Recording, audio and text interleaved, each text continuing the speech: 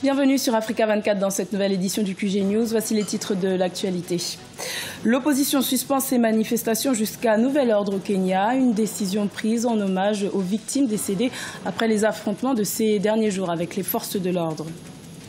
Lancement de la bourse de solidarité nationale en République démocratique du Congo, une aide financière lancée à l'attention des étudiants dans le cadre du programme de l'émergence prôné par l'exécutif.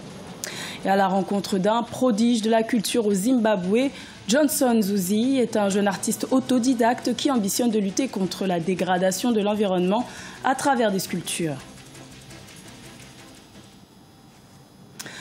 Au Kenya, la coalition de l'opposition menée par Raila Odinga a décidé de suspendre ses manifestations pour réclamer une réforme de la commission électorale et l'annulation de l'élection présidentielle du 26 octobre.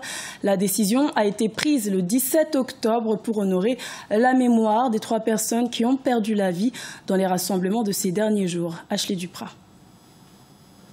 Après 3 semaines d'intenses manifestations pour réclamer une réforme de la commission électorale, l'opposition kenyane annonce ce mardi 17 octobre une interruption des manifestations suite aux violences qui ont acculé le pays. Un étudiant de 18 ans a perdu la vie.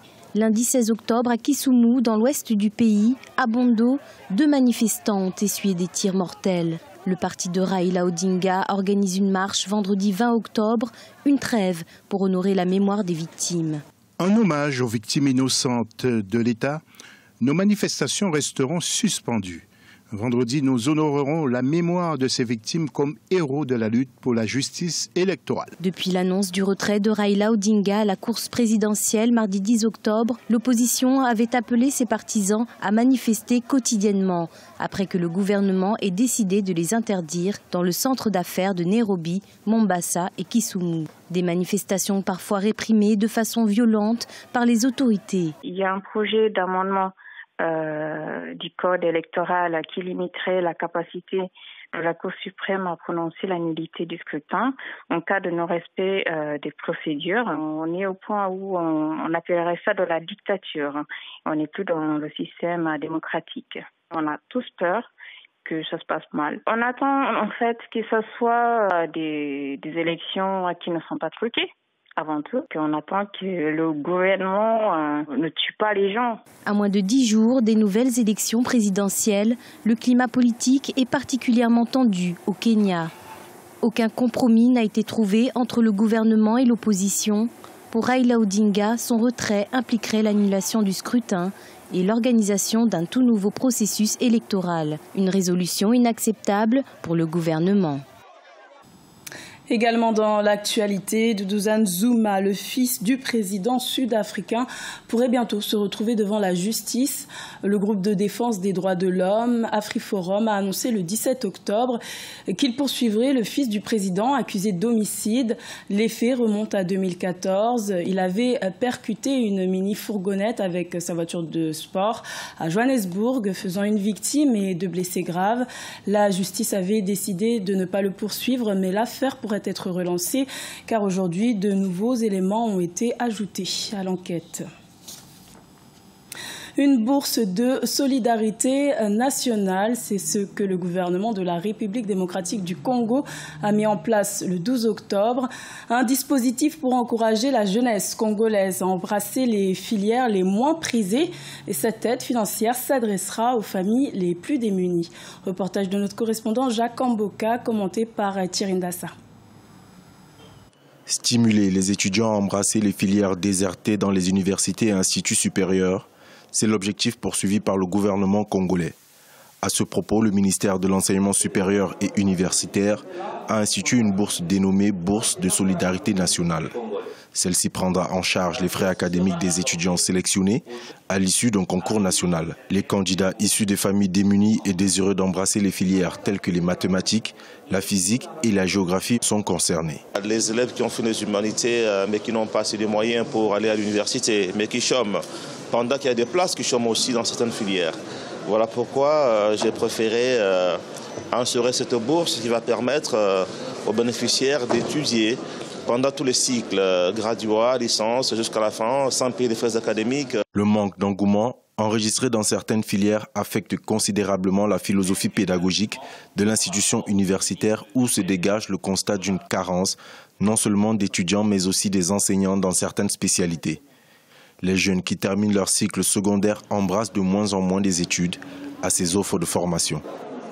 La plus grande école, la Columbia du Congo, l'IPN, a changé toutes les filières pédagogiques aux filières mathématiques, informatiques, pétrole, business, parce que l'enseignant est mal rémunéré chez nous. En République démocratique du Congo, la bourse académique a été supprimée vers la fin des années 80. La bourse de solidarité nationale annoncée suscite des questions, notamment celle de savoir comment la pérenniser quand on sait que des décisions de ce type ont dans le passé été prises sans qu'elles ne soient exécutées. À titre illustratif, la bourse de 30 à 40 $ annoncée par le gouvernement en 2007 est restée lettre morte jusqu'à ce jour.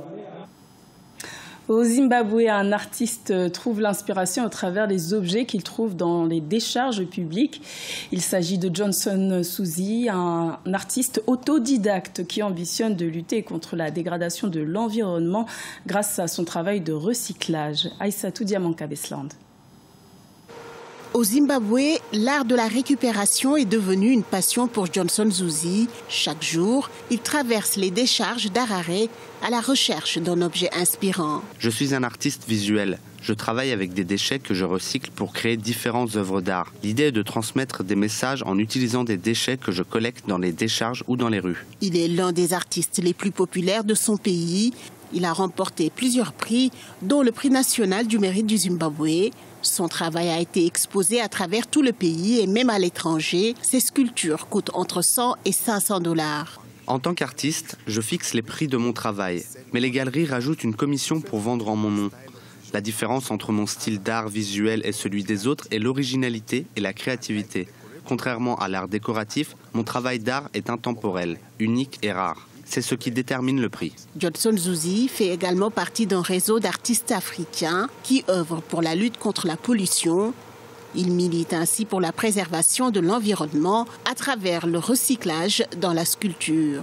Pour développer ses ambitions artistiques, il prévoit d'organiser des ateliers de formation avec d'autres artistes et paysagistes. À la découverte d'une artiste nigéro-togolaise, l'une des rares femmes à émerger dans l'univers musical nigérien dominé par les hommes. Elle se fait appeler Philo, la diva. Son portrait à découvrir avec Sadou Alizé Mokhtar et Siam le Victor SLG. C'est très jeune que Philomène Fayosé Favoubo, alias Philo, fit son entrée dans l'univers du chant et ce au sein de la chorale de son église, Colombe de la Paix, à Niamey au Niger. Très tôt, elle se fit remarquer par sa voix qui la propulse très vite comme leader vocal de l'orchestre. En 2008, la jeune lycéenne de l'époque décide de franchir un cap en tentant sa chance au concours de chant karaoké pour les scolaires de Niamey dénommé Wake. Pari gagnant puisqu'elle remporte haut la main ce concours. Galvanisée par ce coup d'essai qui s'est révélé en coup de maître, Philo participe en 2008 à un second concours dénommé Academy Awards où elle sort première du concours. Des messages d'amour et de tolérance sont entre autres les thèmes développés par Philo. Je dirais que la musique pour moi est une passion depuis toute petite et je disais toujours qu'il faudrait vraiment que je poursuive mon rêve de devenir une très grande chanteuse, surtout quand je vois beaucoup les grandes légendes comme Céline Dion, les grandes légendes comme Angélique Kidjo, Whitney Houston et tout ça, ce sont des gens qui m'ont beaucoup inspirée à me lancer dans la musique.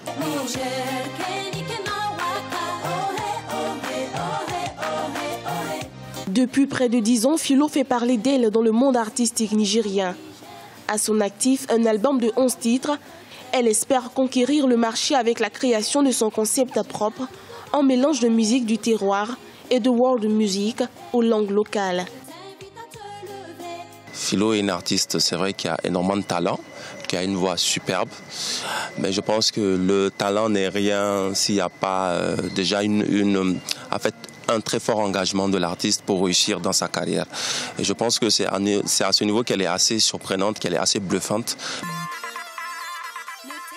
En avril 2014, Philo participe au projet Mourir Niger, qui a regroupé les meilleurs artistes nigériens à travers sa chanson Unité, avec à la clé une tournée de 2 semaines sur toute l'étendue du territoire nigérien. À présent, cette artiste nigéro-togolaise rêve grand, celui de conquérir les scènes internationales. Ce journal a été réalisé par l'ensemble de la rédaction. Merci de votre fidélité. Retrouvez dans un instant une nouvelle édition de l'information sur Africa 24.